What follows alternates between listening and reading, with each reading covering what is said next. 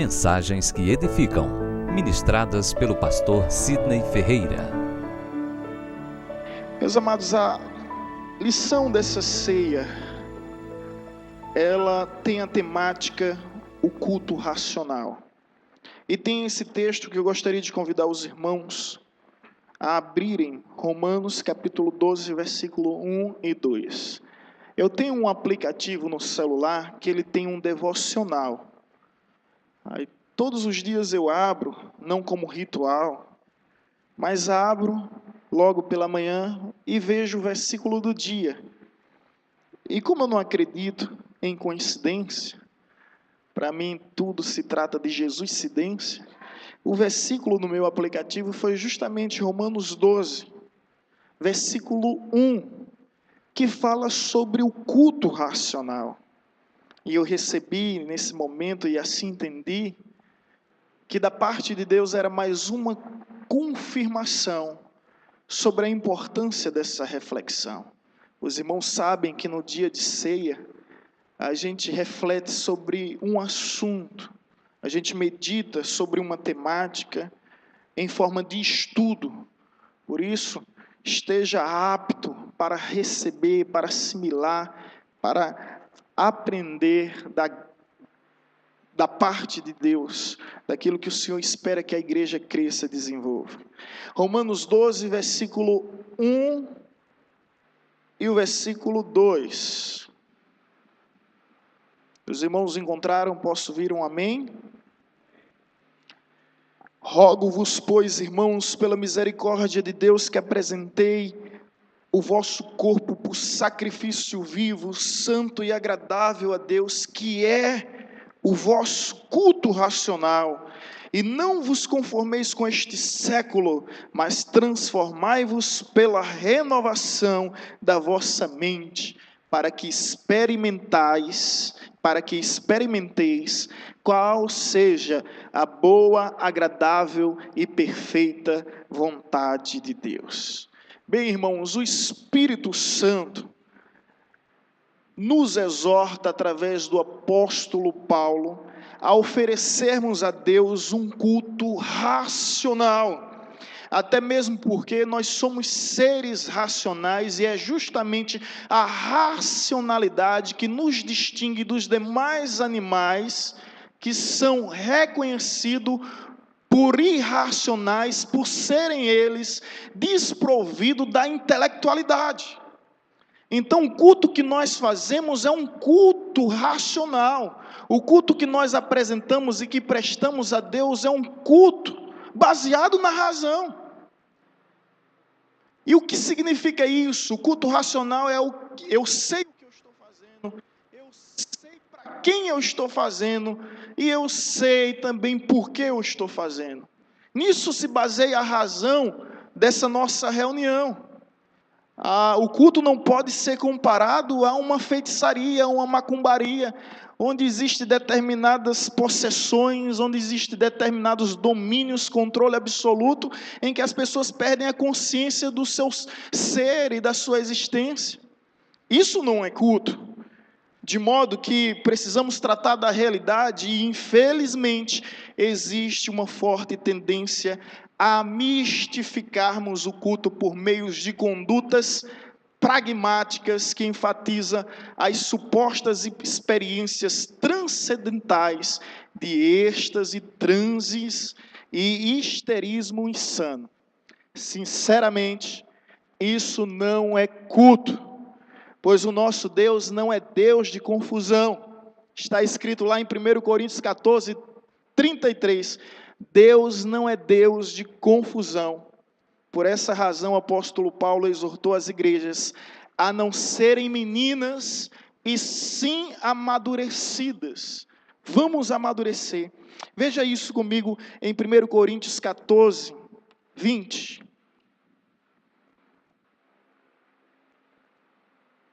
Primeiro Coríntios capítulo 14, 20.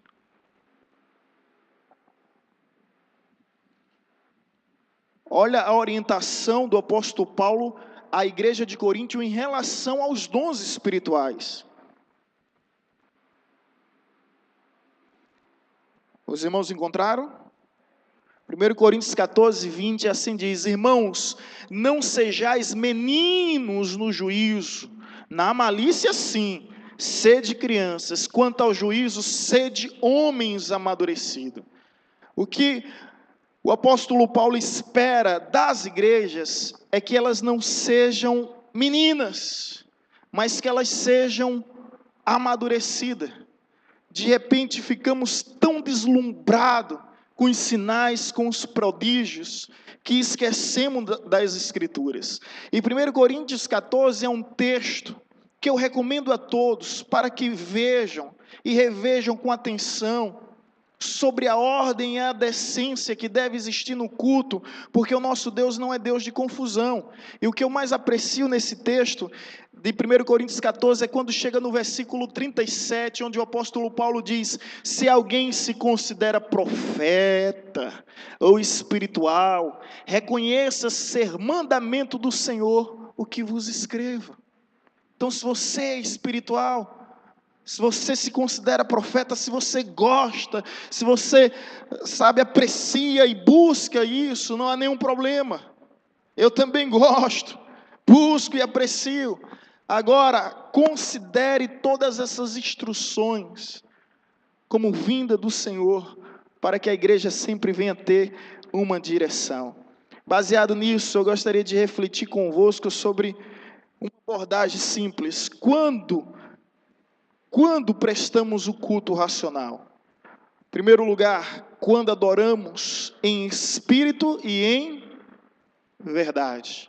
Lá em João capítulo 4, versículo 23, Jesus diz: vem a hora, e já chegou, em que os verdadeiros adoradores adorarão ao Pai em espírito e em verdade. Espírito está relacionada à fé, porque o culto, a adoração envolve fé. Nós estamos simplesmente bendizendo algo que é invisível, mas que ao mesmo tempo é real. E sem fé é impossível agradar a Deus, porque é necessário que aquele que se aproxime dele creia que ele existe e que se torna galardoador daqueles que o buscam. Então no culto tem essa atmosfera de fé. Mas fé não pode ser comparado em hipótese alguma a fideísmo, a crendices supersticiosas. Vocês entendem isso? A nossa fé, ela é uma fé racional. E a razão da nossa fé é que nós cremos num Deus infinitamente superior. Quando a Bíblia diz em espírito e em verdade, o espírito por meio da fé e em verdade por meio da palavra, de modo quando diz que os verdadeiros adoradores adorarão em espírito e em verdade, porque existem falsos adoradores que adoram a Deus em mentira, e esse nós não podemos ser. De modo que quando fala sobre verdade, fala sobre uma razão que há no culto, sobre uma razão que há no louvor, sobre uma razão que há na adoração.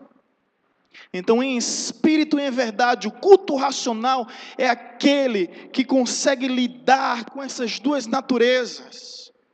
A natureza da espiritualidade e a natureza também da racionalidade. Caso contrário, deixa de ser culto. Deixa de ser culto. Então a gente precisa, a linha é tênue, irmão. A linha é muito tênue. Por isso que a gente precisa estar atento, para que a gente não venha simplesmente extravasar e chegar a um nível de meninice, de imaturidade, de infantilidade. Eu digo isso porque eu ando muito preocupado com o que vejo, com o que ouço. Basta ligar o computador, acessar a internet, você vai ver tantas barbaridades acontecendo em nosso meio, tantos movimentos assombrosos, que, meu Deus, aonde a igreja foi parar? Cadê o seu nível de maturidade que deixou de existir? E geralmente isso acontece por meio de pessoas que não meditam e não se debruçam nas Escrituras. Mas que assim não seja entre nós. Que venhamos prestar a Deus um culto racional, que aborda a espiritualidade e a racionalidade. Foi o próprio Jesus que diz: os meus verdadeiros adoradores adorarão em espírito e em verdade, por meio da fé e por meio da razão. A nossa fé não é desprovida de razão. A nossa fé não é fideísmo, que existe em muitas religiões, que as pessoas não sabem o que estão fazendo, entram em transe, entram em êxtase, e existem histerias insanas e ensurdecedoras. Esse não é o nosso Deus, esse não é o culto cristão. Segundo lugar, quando amamos com o coração e entendimento, vamos abrir a Bíblia em Marcos 12:30. Os irmãos podem abrir, por gentileza. Marcos, capítulo 12, versículo 30. Os irmãos encontraram? Evangelho de Marcos 12:30. Amarás, pois, Senhor teu Deus de todo o teu coração e de toda a tua alma, de todo o teu entendimento e de toda a tua força. Então, quando prestamos o culto racional, segundo lugar, baseado nesta passagem bíblica, quando amamos com coração e entendimento. O que significa isso? É quando nós amamos com coração, sentimento. Quando nós amamos com entendimento e intelecto. O culto envolve a emoção, mas também envolve o intelecto. É o que a Bíblia está falando, irmãos. Ai de mim se acrescentar uma vírgula e um tio. Eu creio tanto nessa palavra que sou incapaz de alterar, diminuir ou acrescentar. É o que a Bíblia está falando e eu creio que ela é suficiente para o nosso tempo, para a nossa vida. Se não é para a sua, é para a minha. Nela eu confio e ela simplesmente me basta. Não preciso de mais nada, a não ser das Escrituras Sagradas, porque eu sei que nela contém a unção do Santo Espírito de Deus. Creio na palavra, e crer na palavra é crer em Deus, e crer em Deus é crer na sua palavra. Enfim, o que é que nos diz adoração com o coração? É porque a adoração tem que ter sentimento, irmãos. Olha só, nós não somos robôs, nós não somos máquinas, nós temos sentimento. E há culto que você se alegra, culto que você se derrama na presença de Deus, não há nenhum problema quanto a isso. Na realidade, o culto deve ser assim, algo que traga amor com sentimento, não amor somente em teorias, mas amor vivenciado por meio de sentimentos que nos envolvem, que mexem conosco. Mas ao mesmo tempo esses sentimentos não são desprovidos de entendimento. Então existe em meio a isso um intelecto, porque Deus nos deu sua imagem e semelhança, e imagem e semelhança é a personalidade, é o intelecto, a volição e a sensibilidade. Sensibilidade, capacidade de sentir; intelecto, capacidade de pensar; volição, capacidade de decidir. É isso que te distingue dos demais animais. Você é um ser humano, então você tem um intelecto, você sabe o que está fazendo, você sabe para quem você está fazendo, e você sabe o porquê está fazendo, de modo que a Bíblia diz que o espírito do profeta é sujeito ao profeta. Então não existe uma possessão que a gente perde a consciência do nosso eu e da nossa existência, e depois pergunta o que foi que aconteceu, que eu não sei, eu não lembro de nada. Isso não é culto. Não há isso em momento algum na Bíblia. Você sabe o que está fazendo, você sabe o que está ocorrendo, mas com sentimento e com intelecto você apresenta o seu culto racional a Deus. Caso contrário, isso é obra de feitiçaria. Caso contrário, isso é obra de umbanda e de macumbaria. Deixa de ser um culto. O Espírito de Deus, ele não toma esse domínio total da gente. Não há isso na Bíblia, ao ponto de você perder a consciência. Até mesmo os profetas que recebiam o Espírito para escrever a Bíblia, eles escreviam de acordo com o sopro de Deus, mas de acordo com suas próprias limitações. Não havia uma psicografia que Chico Xavier recebia as entidades malignas e começava a escrever sem saber o que estava escrevendo. Cada apóstolo sabia o que estava escrevendo e escrevia de acordo com suas limitações literárias e culturais e científicas. Pedro diz: a carta de Paulo é muito difícil de entender. Pedro reconheceu que o nível intelectual de Paulo era bem superior.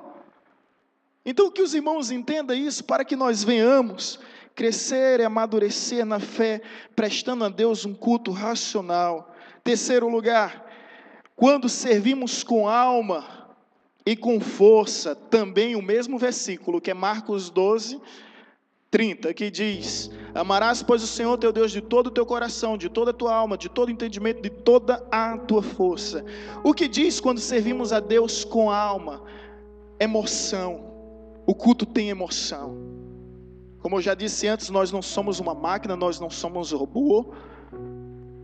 O culto tem emoção. Nós nos alegramos, nós choramos, nós sorrimos. O culto tem que ter emoção. E o culto que não tem emoção não é culto também. É por isso que às vezes eu sou muito mal interpretado. Para os tradicionais eu sou pentecostal. Para os pentecostais eu sou tradicional. E um dia o camarada perguntou: o que é que você é, pastor? Eu disse: eu sou cristão, meu irmão. Biblicista. 2 Timóteo capítulo 1, versículo 7 diz que Deus não nos deu espírito de covardia, mas de ousadia, de amor e, terceiro lugar, moderança. A moderança é o equilíbrio, é uma dádiva divina sobre as nossas vidas, porque todos os extremos são perigosos, e a sabedoria está justamente no equilíbrio. No equilíbrio. E essa dificuldade é que nós temos de equilibrar. Nós fazemos parte de uma igreja batista evangelizadora que está vinculada a uma convenção que é historicamente reconhecida como renovada, porque crê na renovação espiritual, crê na contemporaneidade dos dons. Mas escuta só, irmãos, nós não somos tradicionais, onde há uma certa ênfase no ceticismo, e nós não somos pentecostais, onde há uma grande ênfase no misticismo. O que é que nós somos? Renovados. O que é isso, pastor? É o equilíbrio. Eu estou na convenção e na igreja batista evangelizadora não é por uma casualidade, nem coincidência, nem conveniência. É por convicção. Entendeu? Por pura convicção, renovado. E eu confesso, não sendo denominacionalista, não sendo convencionalista, não sendo, triunfalista no sentido de uma igreja local, querer esbanjar orgulho ou me envaidecer disso, mas eu sou muito satisfeito e muito feliz em participar de uma igreja que tem a sabedoria de buscar o equilíbrio, evitar os extremos que existem. E os extremos, esses são prejudiciais. Então, quando a Bíblia fala que o culto, que devemos buscar a Deus, servir a Deus com alma, está falando sobre emoções, isso no terceiro ponto. E depois, quando fala com força, é que o culto tem atitude. Devemos servir a Deus com atitudes. Por isso diz, apresentei o vosso corpo como sacrifício vivo, santo e agradável a Deus. Apresentar o corpo, ter atitude. Isso fala de postura, de decisão, de ação. Não podemos viver na letargia, da inércia, da paralisação, sermos um parasita protozoário, que infelizmente esse mundo virtual tem promovido essa certa tendência. Eu não vou à igreja porque eu posso ligar o computador aqui, ouvir qualquer louvor e qualquer mensagem de qualquer pastor. A igreja fala sobre comungar, irmãos. Onde tiver dois ou mais eu estarei, o que dois ou mais ligar na terra, eu ligarei nos céus. Então é importante estarmos juntos, esse calor humano é necessário. Isso se trata de emoção, isso se trata de atitude. O culto envolve essas duas coisas, irmãos. Apresentei o vosso corpo como sacrifício vivo. Sabe o que significa isso? É que você tem que marcar presença no culto. Você tem que marcar presença. Hoje eu não vou não, mas eu vou em pensamento, eu vou em sentimento, eu vou ficar orando aqui em pensamentos. Não existe isso. Apresentei o vosso corpo a Deus, marquei presença, fui para a ceia, não pelo desencargo de consciência, né? Que a gente veio, a grande maioria, de uma religião que a gente só ia no domingo para a missa. Já falei o nome da religião e tudo. Por desencargo de consciência. Fui, prestei a missa e pronto, garanti a semana, está valendo. Não, Apresentei o vosso corpo como sacrifício. Sacrifício, presta bem atenção. Sacrifício é tudo aquilo que vai além da nossa própria vontade. Sabe o que é que eu aprendo aqui? Haverá dias que você não vai ter vontade de vir ao culto. Haverá dias que você não vai ter vontade de vir a templo. Vamos ser racionais. E existem dias como esses, momentos difíceis mesmo, onde a nossa fé é confrontada, onde as nossas convicções são contrariadas, e não há mínimo desejo, ânimo de vir, mas a Bíblia diz: apresentei o vosso corpo como um sacrifício, vivo, não morto, santo, não impuro, agradável, não desagradável. É que você tem que ir além da sua própria vontade. Quantas vezes isso aconteceu comigo, e eu confesso, abro meu coração, sem a mínima vontade de vir ao culto, sem o mínimo desejo, e decidi vir para prestar um sacrifício por meio do meu corpo, que seja santo e agradável, e vivo ao Senhor. Sabe o que é que aconteceu? Confesso a vocês, essa é a minha experiência particular. Toda vez que aconteceu isso, foram um dos melhores cultos que já aconteceram na minha vida. E aí eu entendi que Satanás tenta nos impedir de receber a bênção, tenta nos impedir de receber a palavra, porque uma só palavra, irmão, a pregação pode ter 1 hora, não sei, mas uma só palavra, uma só frase, em um só minuto, pode mudar toda a tua vida. Só uma direção que foi dada, você pega, recebe, guarda no coração e sai para praticar e viver. Muda a tua vida. Isso já aconteceu em tantos aspectos comigo e ainda continua acontecendo. Então, irmãos, entenda isso, em nome de Jesus. O culto requer atitudes. Nós precisamos ter atitudes, porque, terceiro lugar, como é que diz? Quando servimos com alma, emoção e com força, atitude. Esse texto de Marcos 12:30 é muito lindo, porque ele fala sobre coração e entendimento, e fala também sobre alma e força. E a gente precisa saber lidar com esse dilema, porque infelizmente há uma grande tendência de exagerarmos em um aspecto e em outro. Quarto lugar, quando buscamos o poder e o conhecimento das Escrituras. O que é que está escrito em Mateus capítulo 22, versículo 9? Errais em não conhecer as Escrituras, nem o poder de Deus. Há um erro quando não se conhece as Escrituras. Mateus 22, versículo 29. Os irmãos encontraram? Respondeu-lhe Jesus: errais não conhecendo as Escrituras, nem o poder de Deus. Amém? Então perceba bem, há um erro quando não se conhece as Escrituras, e há um erro também quando não se conhece o poder de Deus. Aí é complicado, porque algumas pessoas sempre questionam: o que é mais importante, o poder ou o conhecimento? Martinho Lutero disse ele trouxe uma explicação que eu já repeti algumas vezes aqui na igreja, principalmente no curso de teologia que nós ministramos, que ele dizia o seguinte, quando ele foi abordado: qual é mais importante, conhecimento ou poder? Ele disse: imagine em uma canoa com o desafio de atravessar uma lagoa. Em uma mão você tem um remo, na outra mão você tem um outro remo. Imagine que o seu remo da mão esquerda, vamos dar um nome, seja conhecimento, e o remo da mão direita seja poder. Se você remar só conhecimento, o que é que vai acontecer? Vai ficar andando em círculo. E se você remar somente poder, o que é que vai acontecer? Não vai sair. Então, qual é mais importante, conhecimento ou poder? Os dois. Conhecimento, poder. Conhecimento, poder. Perguntaram também a um herói da fé, eu esqueci o nome, qual é o mais importante, a unção do Espírito ou a palavra do Espírito? E ele, com muita sabedoria, ele disse bem assim: quantas asas o pássaro tem?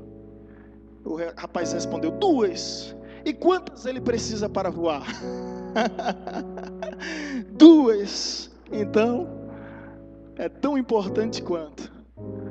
Ou seja, a unção do Espírito e o conhecimento da palavra, andam juntas.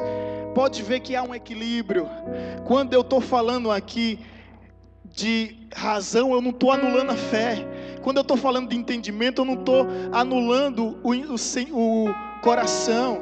Quando eu estou falando de força, eu não estou anulando a alma. O equilíbrio entre ambos. Gente, o equilíbrio é tão importante. Escuta essa frase de sabedoria. Quem é professor, cita no colégio, cita nas classes que vocês forem. Um rei estava prestes a tomar uma decisão em sua vida muito importante. Ele não sabia o que fazer, então ele consultou os sábios da sua época. E existia um sábio que era muito reconhecido, renomado, respeitado, por terem sempre aquelas palavras de direção. E ele disse bem assim para o sábio. O rei falou: olha, eu não sei quando tomar decisão, eu tenho medo de ser extremista, não sei quando eu devo ser rude ou quando eu devo ser passivo, quando eu devo ser maleável e quando eu devo ser duro, quando eu devo ser firme e quando eu devo ser suave. Eu não sei sobre isso. O que é que eu faço? E aí o sábio parou, pensou e me traga um jarro de porcelanato. E de repente veio um jarro lindo, bonito, colocaram lá no centro, o rei sem entender nada. E o sábio perguntou: agora me traga 2 baldes de água, um muito gelado e um outro muito quente. Trouxeram. E o vaso de porcelanato lá. E o rei simplesmente: o que é que você vai fazer? Aí o sábio disse: aguarde. Se eu colocar, o rei, esse balde com água muito gelada sobre esse vaso, o que é que vai acontecer? O rei: não faça isso, porque o vaso não vai resistir, porque ele é delicado, ele vai trincar e vai se quebrar. E se eu pegar essa água muito quente, fervendo, em sua pura efervescência, e colocar sobre esse vaso tão sensível e delicado, o que é que vai acontecer? A mesma coisa. Você não invente de fazer isso. E o sábio disse: tem razão, rei. No entanto, se eu pegar os 2, e pegou os 2 baldes, e derramar sobre o vaso de porcelanato, e derramou os 2 juntos, nada acontece. E nada aconteceu. E o sábio disse: pois, rei, eis aqui a resposta para o seu dilema e sua indagação: o equilíbrio.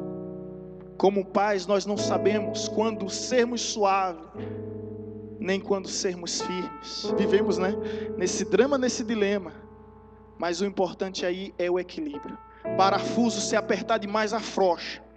E se não apertar, fica afogado. Então você tem que saber a medida certa. Viver sobre o equilíbrio. E é isso que nós estamos buscando, mediante a palavra de Deus, o equilíbrio, que é dom de Deus, é dádiva celestial. Vos dei espírito de moderança, para que sedes moderado. É tanto, irmão, importante moderança, que a Bíblia diz: não seja demasiadamente justo. Tem gente que quer ser tão justo, quer ser tão santa, quer ser mais santa que o Espírito Santo. Não era assim que os fariseus se escandalizavam com Jesus, que queria ser mais santo que Jesus? Não sabe o equilíbrio e vive nesse extremismo exacerbado. Quinta lição e última: quando crescemos na graça e no conhecimento, isso está escrito em 2 Pedro 3,18. Vamos lá, Pedro, lá, uma das últimas epístolas, lá perto do livro de Apocalipse. 2 Pedro, capítulo 3, versículo 18. Os irmãos encontraram?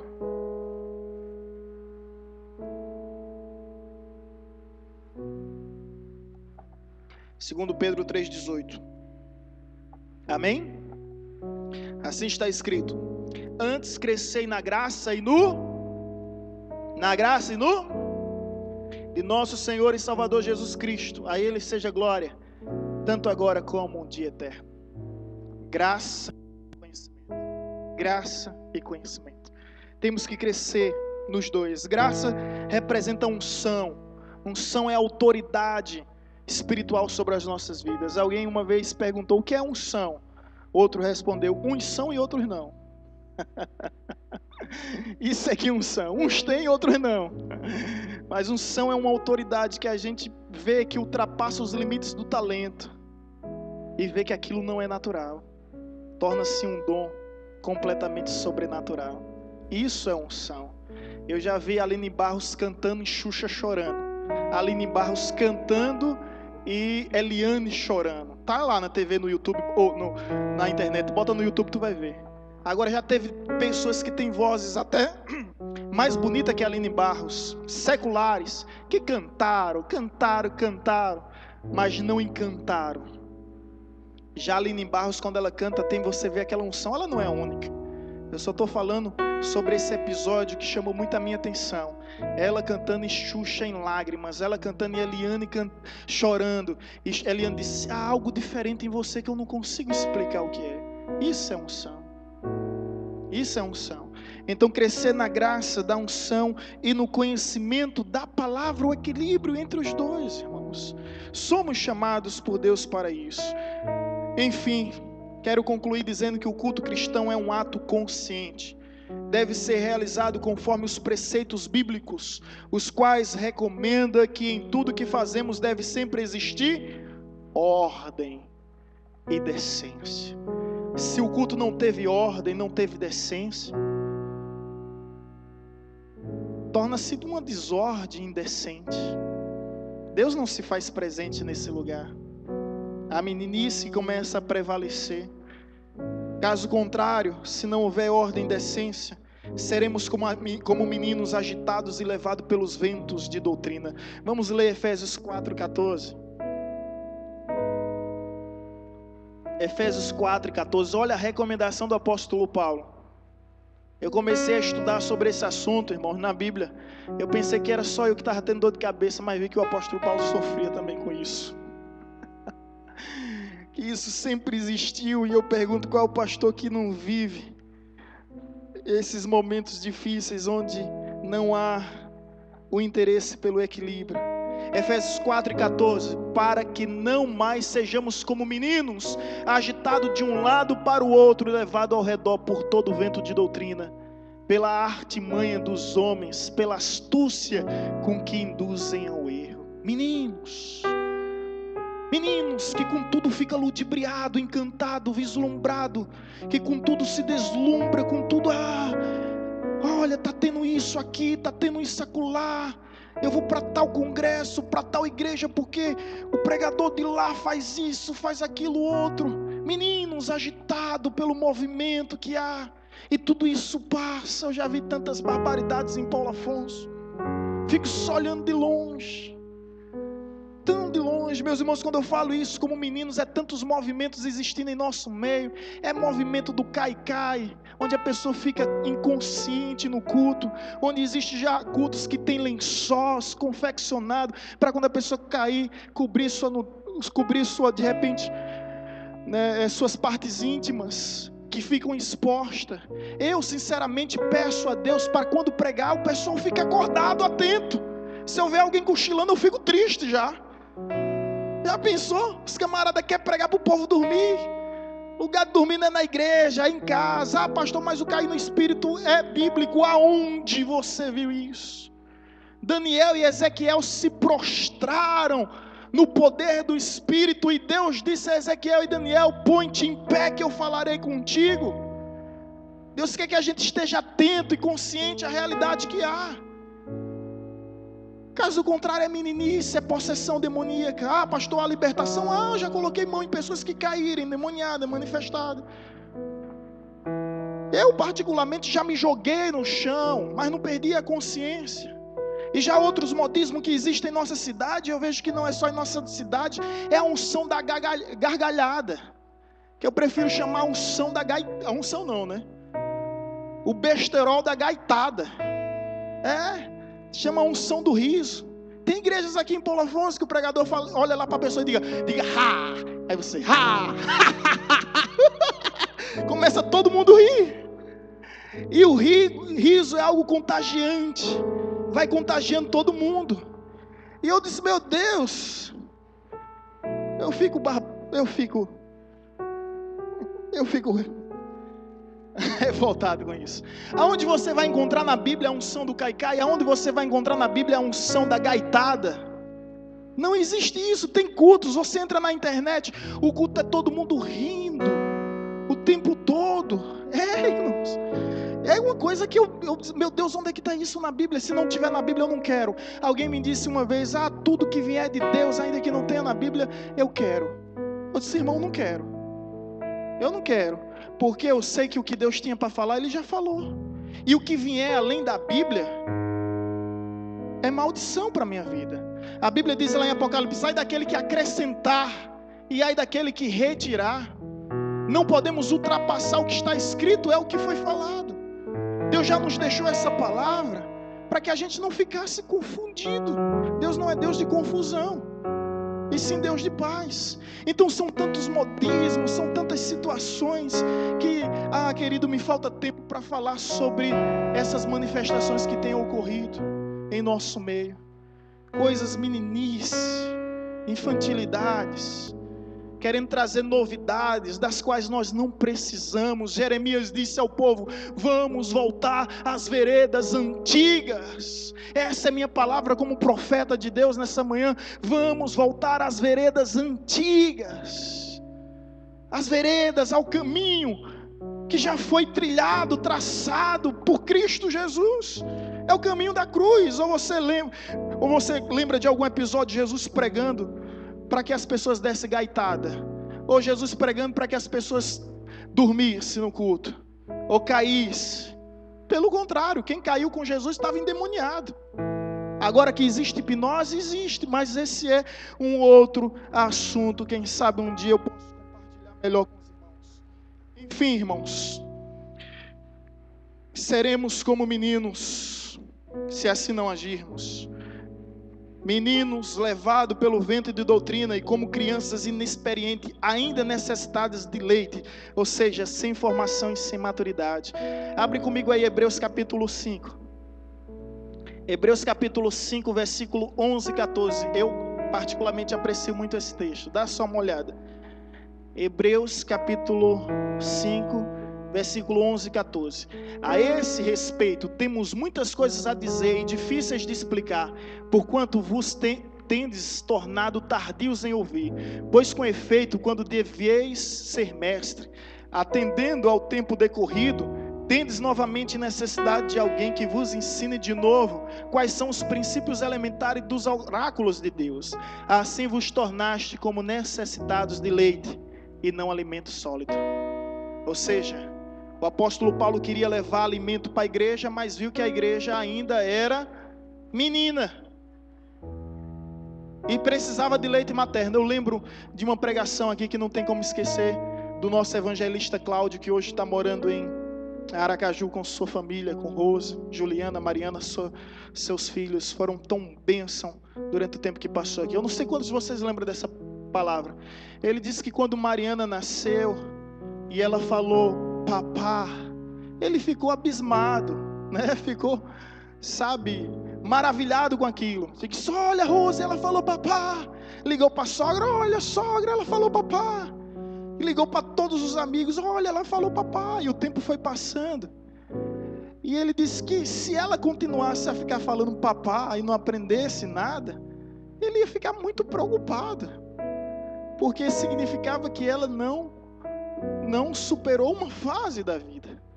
Quando ele falou isso, eu vivi um momento com o Gabriel. Quando o Gabriel começou a engatear, rapaz, eu fiquei impressionado com isso. Eu pegava ele para ele engatear, ele nada. Então quando ele começou a engatear com 4, 5 meses, ele começou a andar já com 8, eu fiquei impressionado. Mamãe, vem ver Vanessa, olha só Sandra, vem, né Sandra? Olha só que coisa linda, eu fiquei maravilhado com isso. Agora, se ele, que hoje tem 2 anos, tivesse engateado, irmão, tivesse engateando, eu ia ficar feliz. Eu ia logo ver, tá algum problema, tá tendo alguma coisa errada. Da mesma forma, o apóstolo Paulo, na realidade alguns acreditam que foi ele que escreveu Hebreus, mas vamos dizer, o escritor do livro de Hebreus, que é desconhecido, Ele diz: olha, tenho muitas coisas boas e maravilhosas para vos dar, mas vós sois menino e não aguenta comida sólida. Vamos deixar a mamadeira e vamos crescer. Sinceramente, não se sinta atingido nem ferido com isso. É apenas um desabafo pastoral. E estou tratando de fatos e não de pessoas. Eu me recuso a pastorear um orfanato. Eu não fui convidado, chamado por Deus para pastorear orfanato, mas pastorear a igreja. Igreja que cresça na graça e no conhecimento. Igreja que cresça na palavra e no poder. Igreja que busque da parte de Deus o Espírito, a verdade, o coração, o entendimento, com alma e com força. Caso contrário, meus irmãos, a gente não vai evoluir, não vai crescer.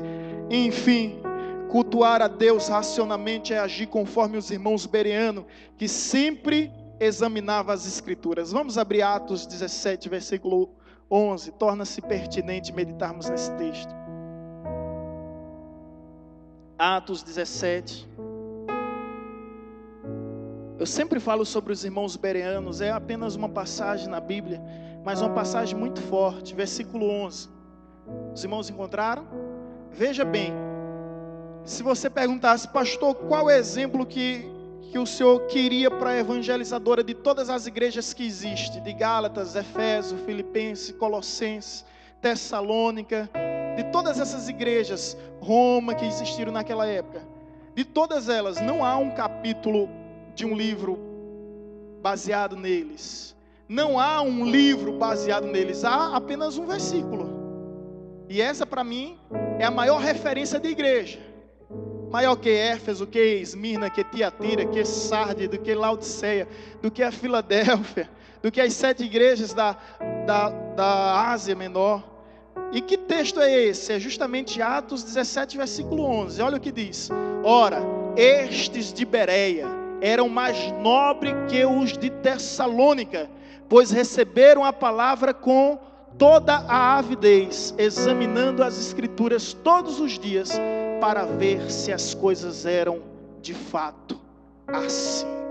Recebiam a palavra, mas examinavam a palavra. Deixa eu demonstrar aqui o que é um cristão bereano. Cristão bereano é aquele, um olho na palavra e o outro no pregador,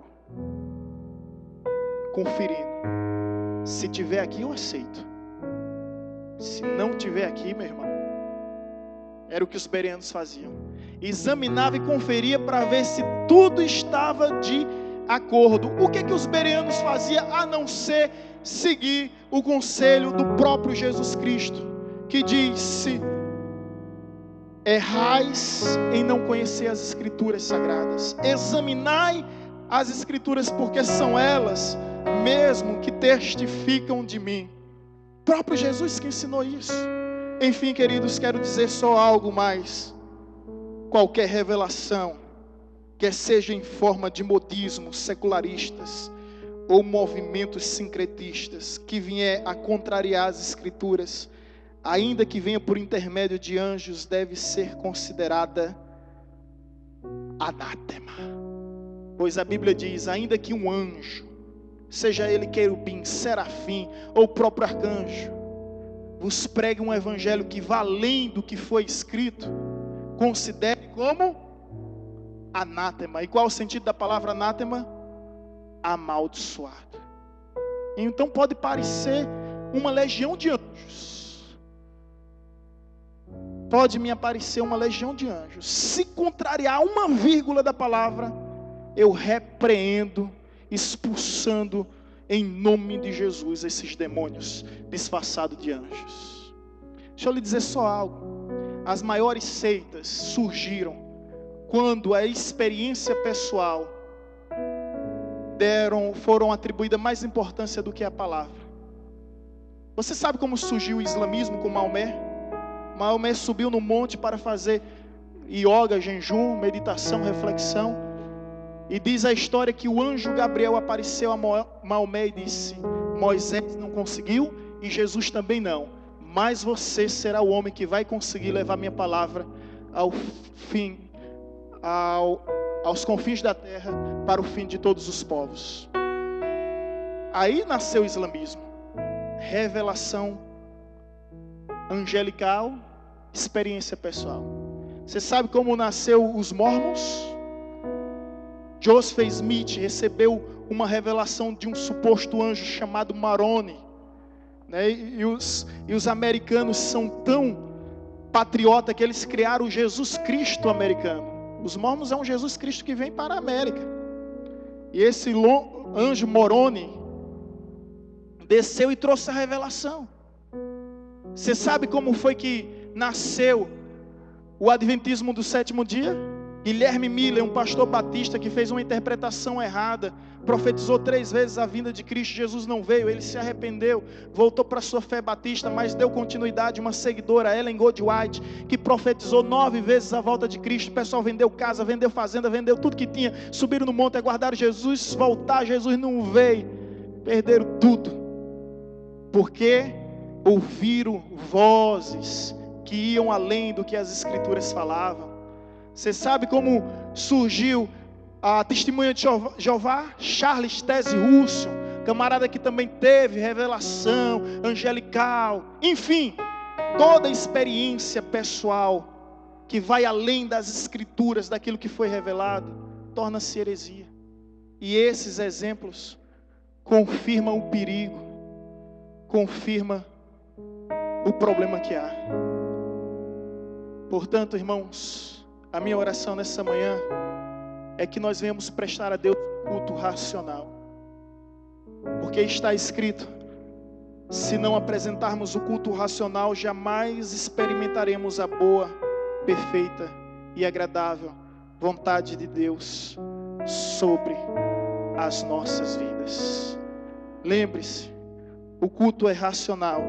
O espírito do profeta, o espírito dos profetas é sujeito ao profeta. O que significa isso? É que eu tenho um controle. Não entro em transe, em êxtase, em histerias insanas. Eu tenho um controle.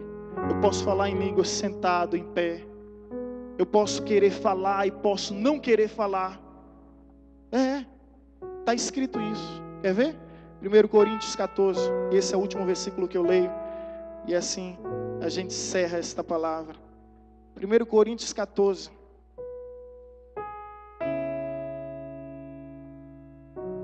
Versículo 32. Os irmãos ouviram? Encontraram? Assim está escrito, 1 Coríntios 14, 32. Os espíritos dos profetas estão sujeitos aos próprios profetas, porque Deus não é Deus de confusão, e sim de paz, como em todas as igrejas dos santos. Aqui, todas as igrejas dos santos, está citando a evangelizadora. Eu me sinto inserido e incluído. Deus não é Deus de confusão. Já teve tantas situações terríveis e macabras que a gente vê, que eu tenho visto ultimamente em dias, que me assusta.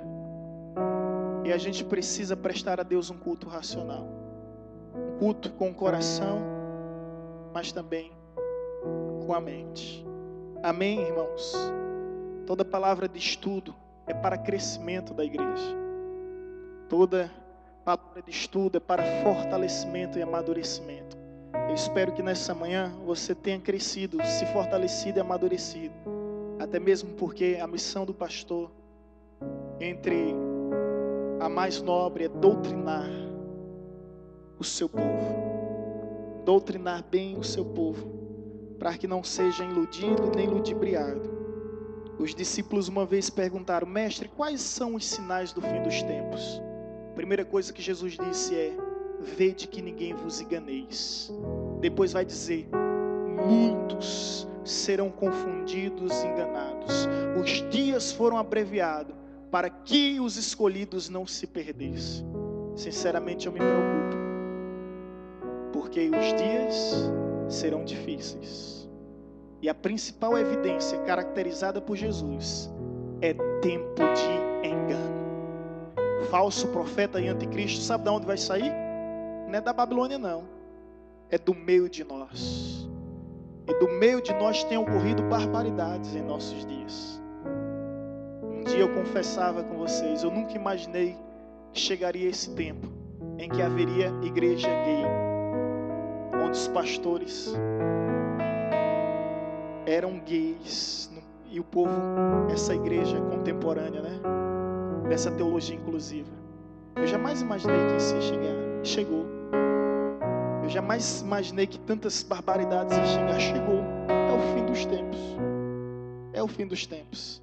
E nós precisamos estar atentos para que não venhamos se perder.